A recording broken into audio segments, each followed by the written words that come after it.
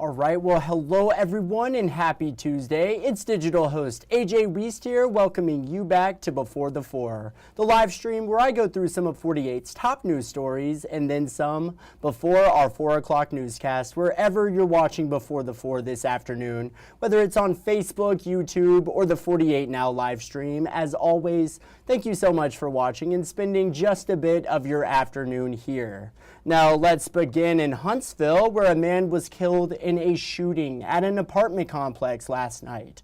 Now, Huntsville police says the shooting happened on Torrance Drive near Medlin Road around 9:30. When officers arrived, they located the victim, now identified as 30-year-old Shaquan Lachey Moore, suffering from gunshot wounds. He was pronounced dead on the scene. Now, while securing the scene, officials say officers discovered a nearby apartment that had been struck by gunfire during the incident. They say no one inside was injured. The Major Crimes Unit responded and has taken over the investigation. Investigators do believe the incident was isolated. Now, at this time, it is unknown whether a suspect is in custody, but 48's Callie Neese will be further following up on this situation coming up in our evening newscast. And now in Tony, where the victim of a fatal crash yesterday around 5 p.m.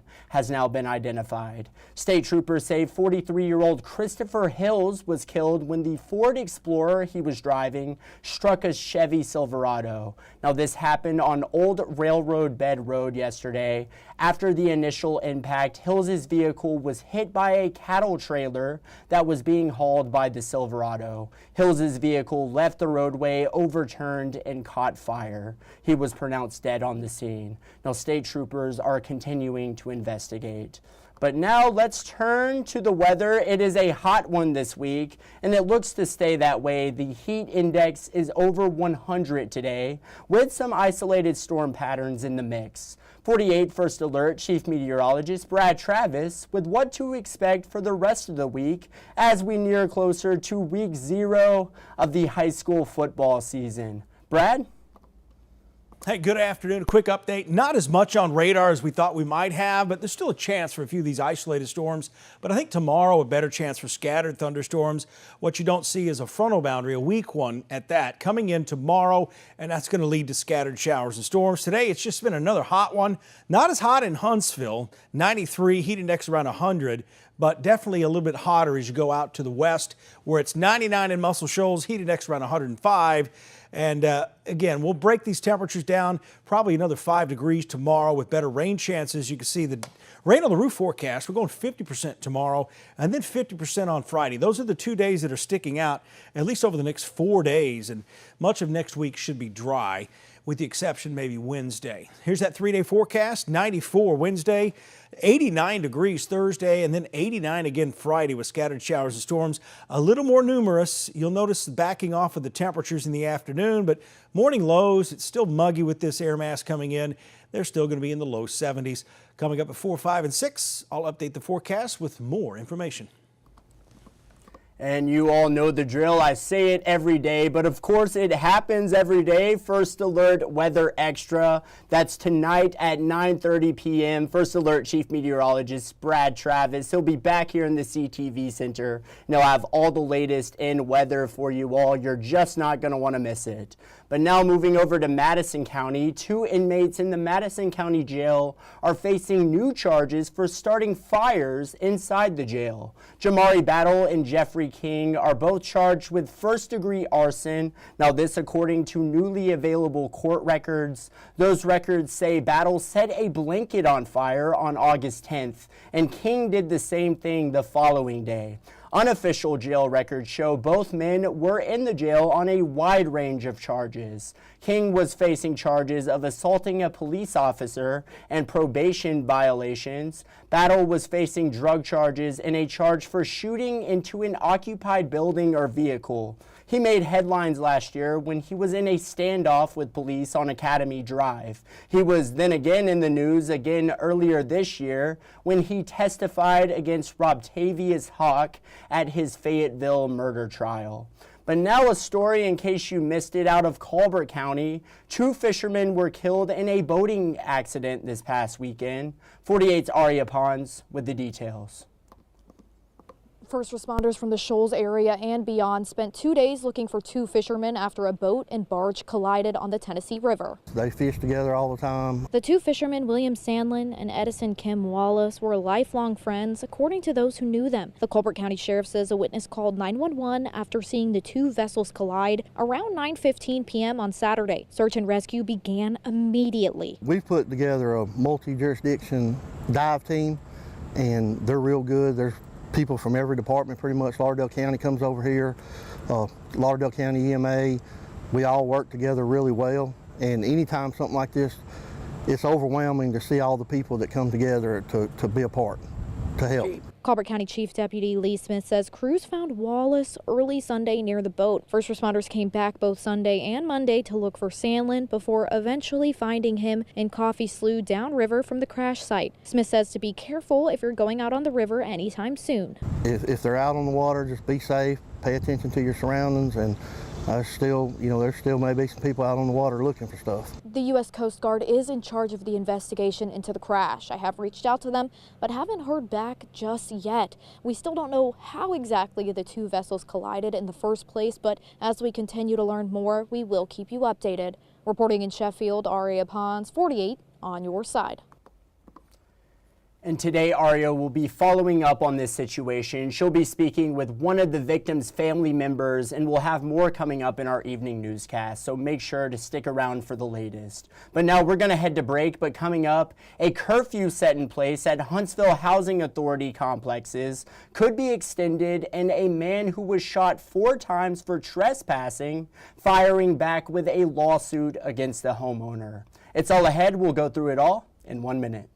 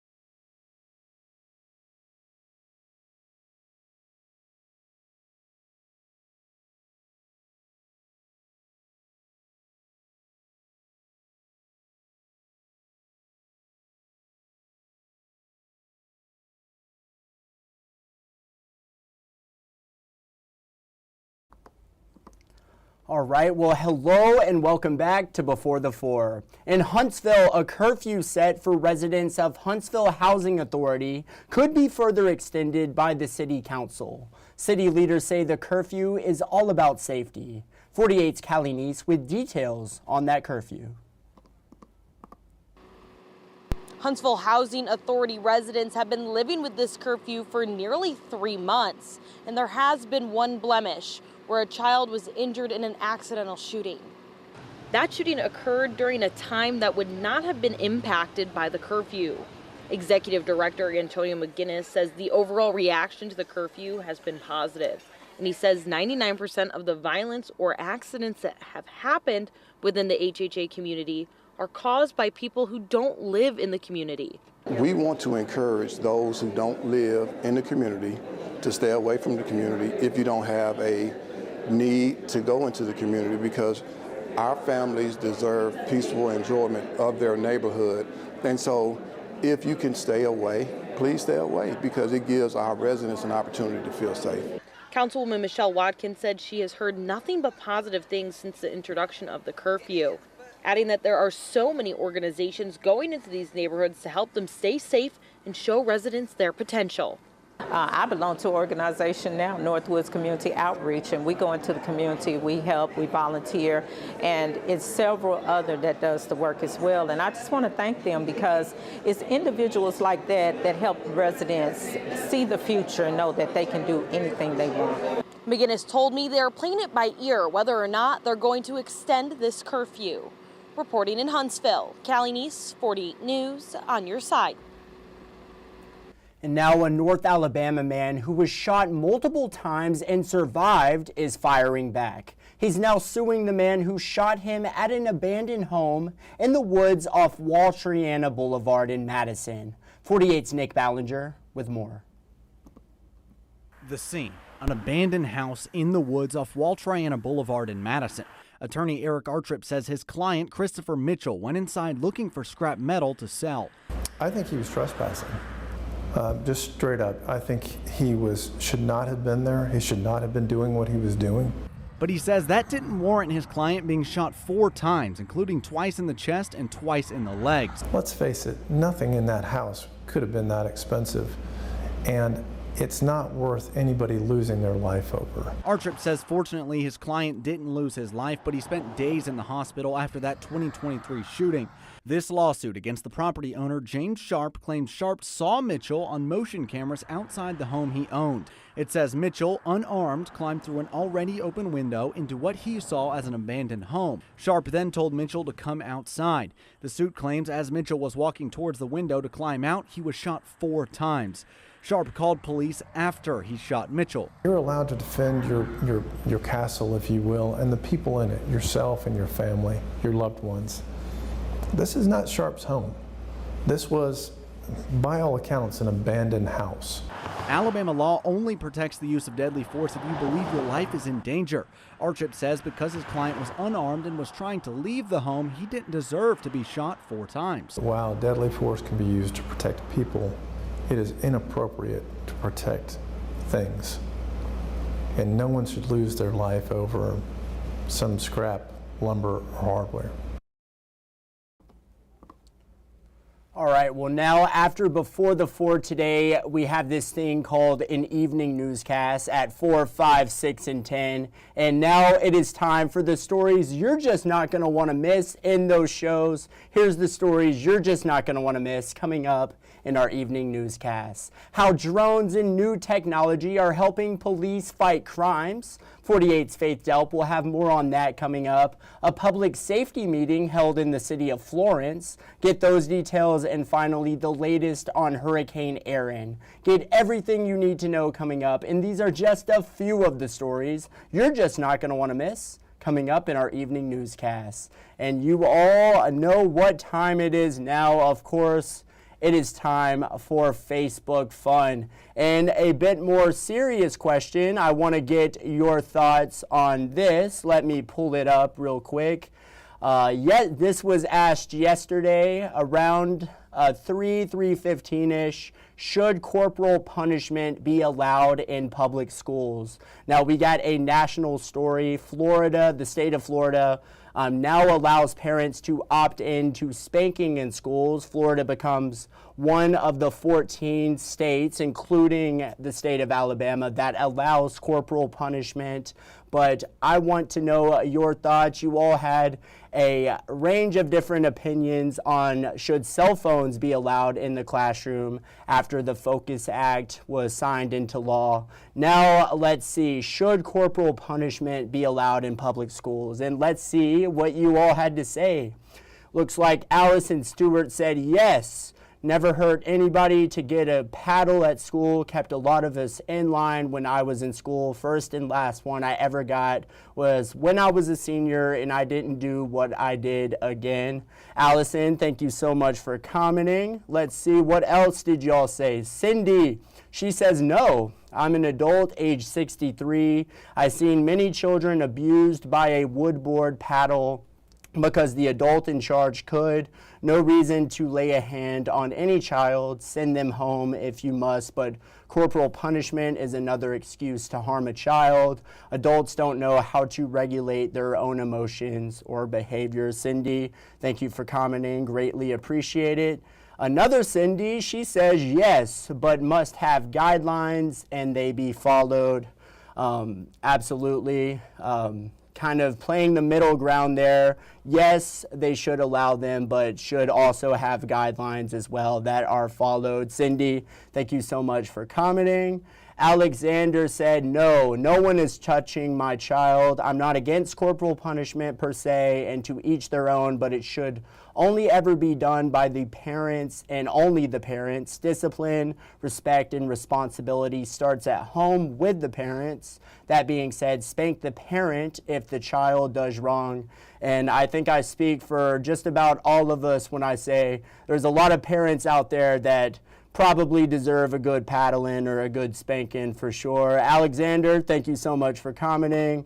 And let's see, Jill said, I vote we have corporal punishment back in homes to start with. Jill, thank you so much for commenting. And everyone who commented on yesterday's 48 Facebook question that was posted yesterday, I greatly appreciate it. It always makes my day seeing what you all have to say, seeing y'all's opinions on different matters. Definitely a range of different opinions there, but that's one thing that is so great about the United States. We can disagree on several issues, but we can all come together and unify and help resolve things that are issues in our nation 100%. Well, y'all, that is just about all the time I have for today's Before the Four, but I greatly appreciate you watching, spending a bit of your Tuesday afternoon here. I hope you all enjoyed tonight's evening newscast, and as always, thank you so much for watching. You all have a great night.